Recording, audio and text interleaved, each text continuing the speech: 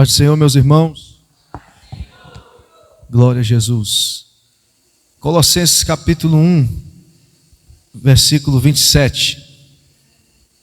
Eu vou ser bem breve, amém, irmãos? Colossenses capítulo 1, versículo de número 27.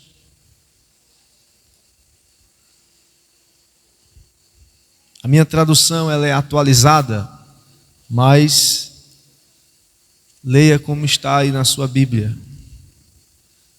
Diz assim a palavra de Deus: a Ele quis Deus dar a conhecer entre os gentios a gloriosa riqueza deste mistério. Que mistério? Cristo em vocês, a esperança da glória. Repita comigo, diga assim: Cristo em nós, a esperança. Diga: Cristo em mim, a esperança. Amém. Podem se assentar.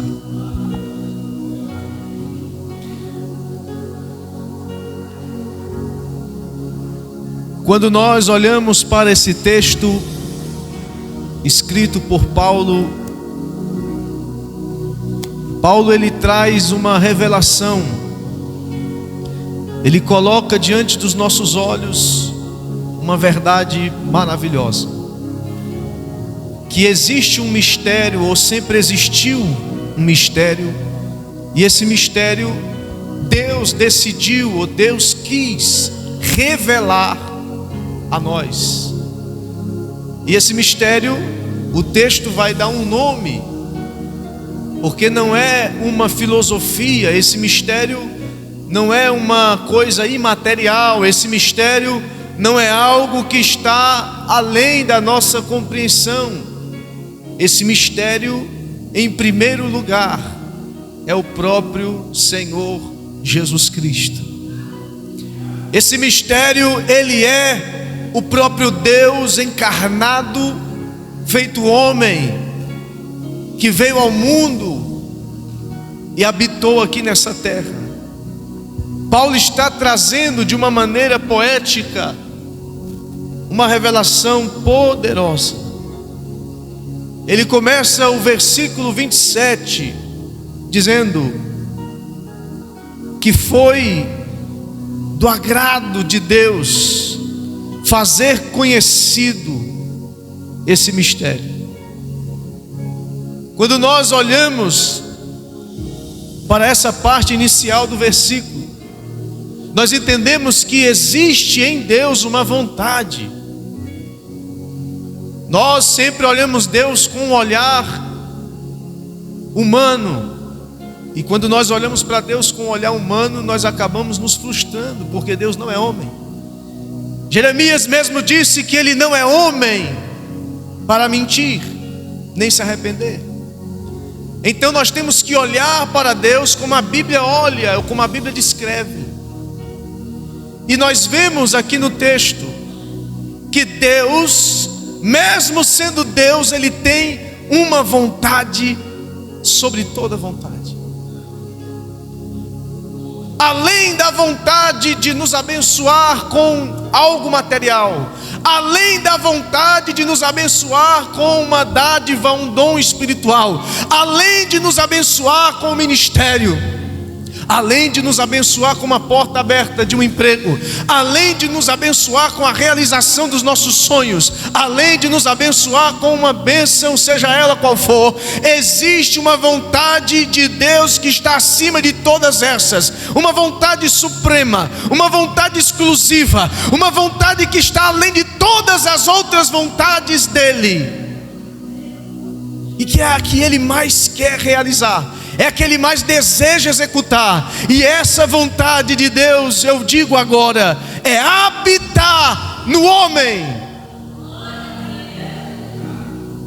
Todo o trabalho de Deus, irmão, até aqui, foi em função dessa vontade: habitar com o homem. Se nós formos entender de forma profunda, nós vamos lá para Gênesis. Toda vez que nós queremos entender um princípio da Bíblia, a gente tem que ir para o começo de tudo. Tudo se dá a entender no começo. Se você quer estudar a história de um país, você tem que ir lá para o começo da história. Se você quer entender o princípio de alguma força física ou matemática, você tem que ir para o básico, matemática básica. Senão você não vai entender tudo. Sim ou não? Para entendermos então esse mistério, nós temos que ir lá para o começo de tudo.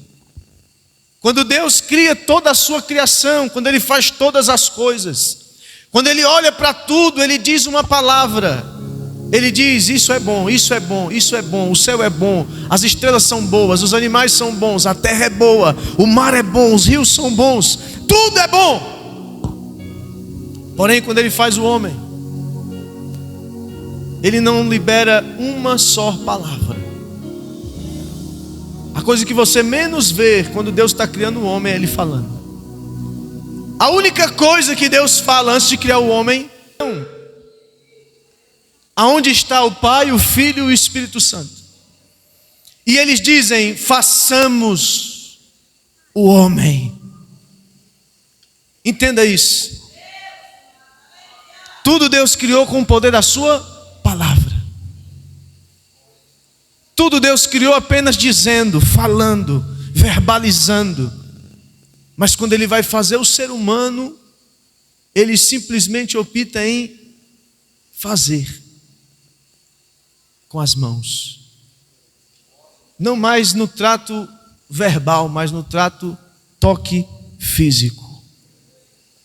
Irmãos, isso me leva a entender que Deus está querendo mostrar nitidamente que o nível de relacionamento que Ele quer com o homem é maior que o relacionamento que Ele tem com a natureza, é maior que o relacionamento que Ele tem com o universo. O relacionamento que Ele quer ter com o homem é bem maior do que tudo. Quando Deus faz todas as coisas, antes de fazer o homem, Ele escolhe um espaço geográfico. Diga assim comigo: Éden. O que é o Éden? É uma região. Mas dentro dessa região existe outra região. Um jardim. Diga assim: jardim no Éden. O que isso significa? Deus criou um jardim. Mas antes do jardim Ele fez uma escolha de outro espaço. Um espaço maior, que era o Éden. O Éden é um espaço, uma dimensão grandiosa. Eu não sei em quantos quilômetros quadrados era o Éden, mas eu sei que era grande. Mas quando a Bíblia fala do jardim do Éden, quando fala de jardim, fala de um lugar pequeno, um lugar exclusivo, um lugar para poucas pessoas, sim ou não? O Éden é grande, o Éden habita ali 1.000, 2.000, vamos assim supor. Mas o jardim não. O jardim é um limite para poucas pessoas. Isso fala de quê? Diga assim: intimidade. Não, diga mais forte, diga intimidade. Deus faz um jardim dentro do Éden. Deus simplesmente poderia pegar o homem, criar ele e jogar ele lá, em qualquer lugar, sim ou não? Ele fez os animais e disse: terra, produz os animais. A terra, não importa onde os animais estivessem habitando. Deus criou as estrelas, não importa onde elas estão habitando. Mas quando Deus foi criar o homem, Ele disse: espera aí, escolha um lugar. Vamos escolher aqui um lugar. Escolhemos o lugar, o Éden. Agora dentro do Éden, vamos escolher um lugar mais íntimo ainda, um jardim.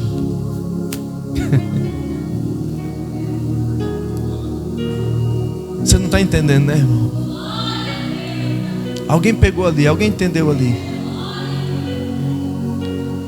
Olha as coisas se funilando. Deus cada vez mais criando um ambiente para se relacionar exclusivamente. Repita essa frase comigo, diga: Deus quer se relacionar de forma exclusiva. Eita glória. Deixa eu pregar para você nessa noite. Sabe por que muitos de nós estamos perdendo a presença de Deus? É porque nós deixamos de entender esse princípio, que Deus, Ele é exclusivo. No meio de toda a nossa geografia, no meio de toda a nossa rotina, no meio de toda a nossa vida, que existe muitas pessoas, muitas preocupações, muitas coisas, no meio disso tudo, tem que ter um jardim exclusivo para mim e para Deus. Oh, aleluia! Oh, glória a Deus! Está dizendo nessa noite, Ele quer ser exclusivo para mim. Quem está entendendo essa verdade? Ele está dizendo nessa noite, igreja, o princípio eterno é esse, o fundamento eterno é esse. Tudo depende disso, irmão. A sua saúde física, espiritual, emocional, psicológica, depende da presença de Deus. A sua vida, o seu sucesso, o seu engrandecimento, o seu enaltecimento, ou qualquer outra coisa, outra dádiva, depende exclusivamente da presença de Deus. Sem a presença não tem como o homem viver. Aleluia! Será que tem alguém entendendo? Dá um glória aí mais forte. Deixa eu ver se Ele é exclusivo para você mesmo. Aleluia!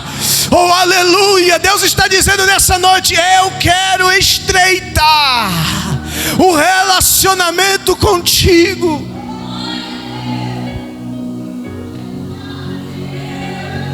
O maior desejo de Deus sempre foi esse. A maior vontade de Deus não é te dar um ministério grandioso. A maior vontade de Deus não é te fazer aumentar de cargo no próximo ano. A maior vontade de Deus não é te encher de títulos e um currículo invejável. A vontade de Deus é te colocar diante dEle, em sua presença, sem mácula, sem mancha, sem vergonha. Porque no grande dia Ele vai envergonhar muitos, porque Ele vai dizer, eu não te conheço. Aqui no começo de tudo e no final de tudo nós entendemos a maior vontade de Deus. A maior vontade de Deus nunca foi formar só pastores, formar um ministério, formar uma igreja. A maior vontade de Deus sempre foi trazer o homem para Ele. Todas as demais coisas servem a esse propósito. Quem está entendendo? Antes de Efésios capítulo 4 dizer que Deus separou alguns para pastores, para profetas, para evangelistas, para doutores e para mestres, antes desse versículo vai dizer que um homem desceu até as profundezas do inferno. Ele foi lá para lutar, não pelo teu ministério, não pela tua chamada. Ele foi lá no inferno para lutar pela tua alma. Aleluia! Oh, glória! Deus está dizendo aqui, ó, o que importa para Deus não é o quanto você está fazendo, é o quanto você está sendo diante dEle.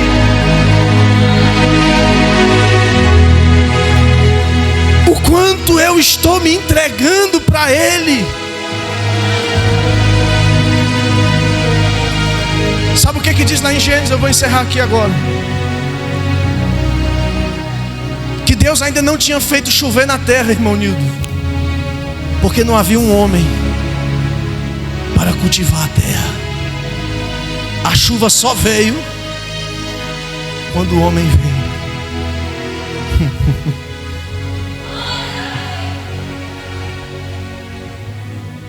A obra de Deus no mundo depende de nós, irmão. A vinda de Jesus depende de nós. Se nós não entendermos que Deus Ele quer estreitar a nossa relação com Ele, e que isso, para isso, depende do quanto nós estamos dispostos a afunilar o nível de relação. Se nós não entendermos que precisamos funilar, o que é isso? Eu estou num espaço geográfico, o Éden. O Éden é o mundo. O Éden é tudo que está à minha volta. O Éden é tudo que está ali para tirar minha atenção. O Éden é toda a nuvem de testemunha que Paulo disse que está me rodeando para me envergonhar, para me fazer cair, para fazer eu voltar atrás, para fazer eu tirar a mão do arado. O Éden é tudo aquilo que está competindo no meu coração com Deus. Tudo aquilo que compete com Deus é um ídolo. E aonde há ídolo, idolatria, Deus não habita. Deus, ele primeiro destrói o ídolo para depois se revelar. Estar com Deus no jardim quer dizer, eu preciso estreitar o meu relacionamento. E estreitar o relacionamento, querido, é estar disposto a abrir mão do que você quer.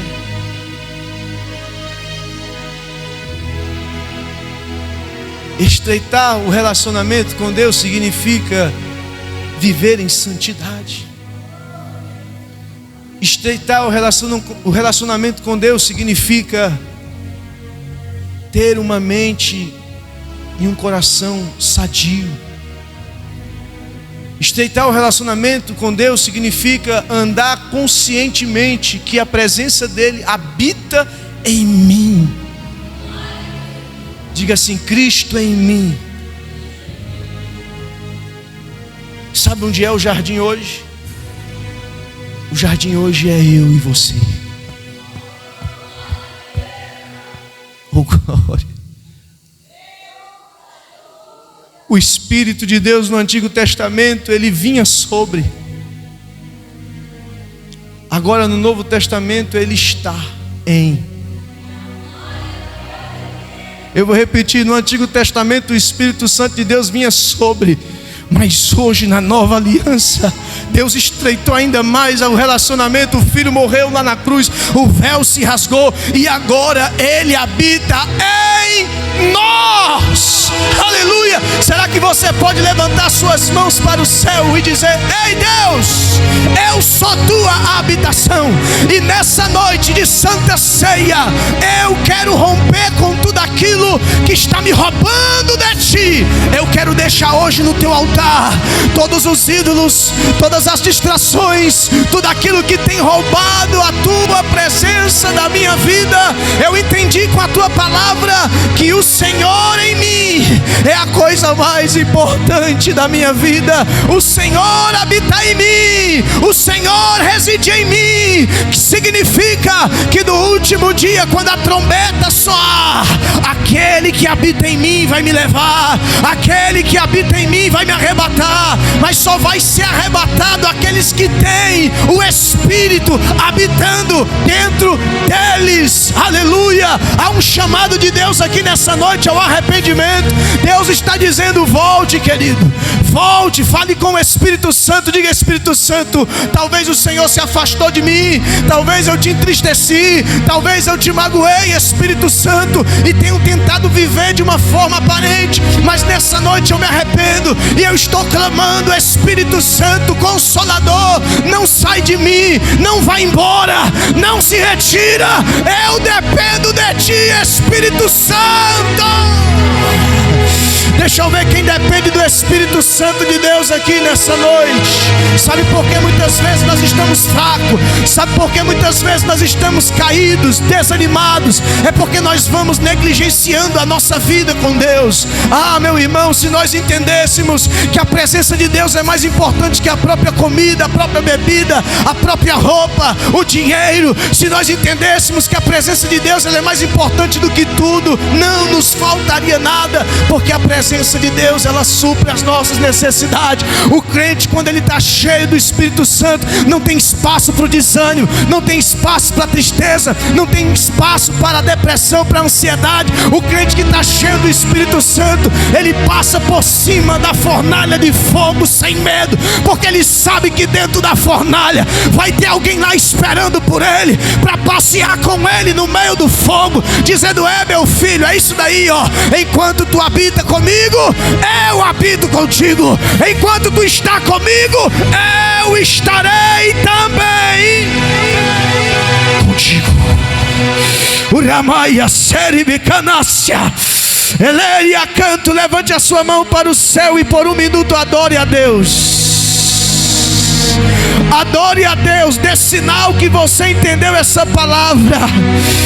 Ai, Espírito Santo, comece a dizer: Senhor, habita em mim, Senhor, habita em mim, Senhor, mora em mim, Senhor, tira de mim tudo que não vem de ti. Comece a clamar aí agora, por um minuto nessa noite. Comece a sodecaia, uremaiando que da macé, uremaia suja nada.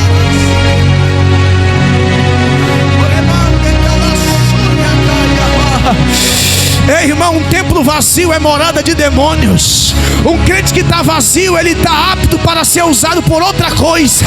Um crente que está vazio, ele está apto a ser um empecilho. Mas nessa noite Deus está dizendo: eu ainda sou o Deus que sopra no vale de ossos secos.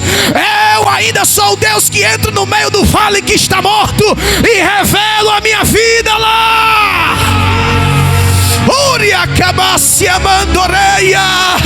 Eu posso ouvir nessa noite o Espírito Santo de Deus bradando no coração de muitos crentes que estavam dormindo. Deus está dizendo: acorda aí, minha filha, acorda aí, meu filho. Se ficar apagado, vai perder a viagem. Se ficar dormindo, vai perder a viagem, porque eu estou perto. Estou perto.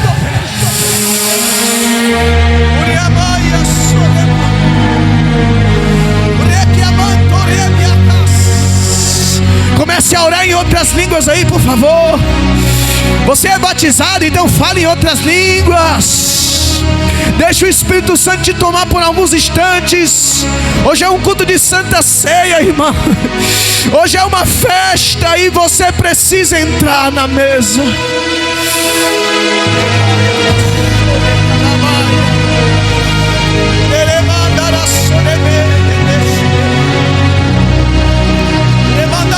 Deus já está levantando pessoas aqui, irmão.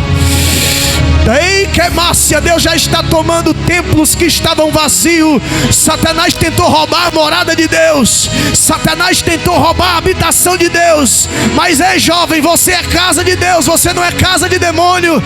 Ei, irmã, você é casa de Deus, você não é casa de demônio. Deixa o Espírito Santo te encher.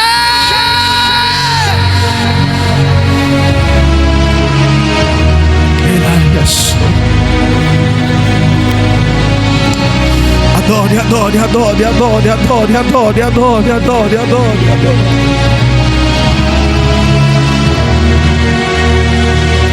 Nós amamos a tua presença, Espírito Santo. Não há nada mais gostoso nesse mundo que a tua presença, Espírito Santo. A tua presença é melhor do que o ouro. A tua presença é melhor do que a prata, do que o vinho. A tua presença é melhor do que qualquer outra coisa nesta vida. Eu oro, Senhor, para que nessa noite ainda o teu Espírito venha tomar a tua igreja em um santo temor, em uma santa reverência ao teu corpo e ao teu sangue. Ah, Deus, o maior ato de comunhão é a Santa Ceia. Deus, que nós possamos entender que a tua vontade não é nos encher de bens ou de bênçãos, é nos encher da tua presença, é se revelar para nós. Nós sabemos tão pouco de ti, Senhor, nós conhecemos tão pouco da tua presença, que o Senhor retome o nosso coração ao lugar do primeiro amor, aonde nós íamos para a tua presença, não com uma lista de pedidos, mas com lágrimas nos olhos, dizendo: Senhor, obrigado por ter morrido por mim naquela cruz. Eu não vim te pedir dinheiro, eu não vim te pedir uma cura, eu não vim te pedir um milagre, eu vim te pedir a tua presença. Quem pode dar um glória bem forte para Jesus? Eu sou grato a Deus por essa oportunidade. Glorifica o nome do Senhor Jesus nessa noite. Meus irmãos, vamos ler a primeira carta de Paulo aos Coríntios, capítulo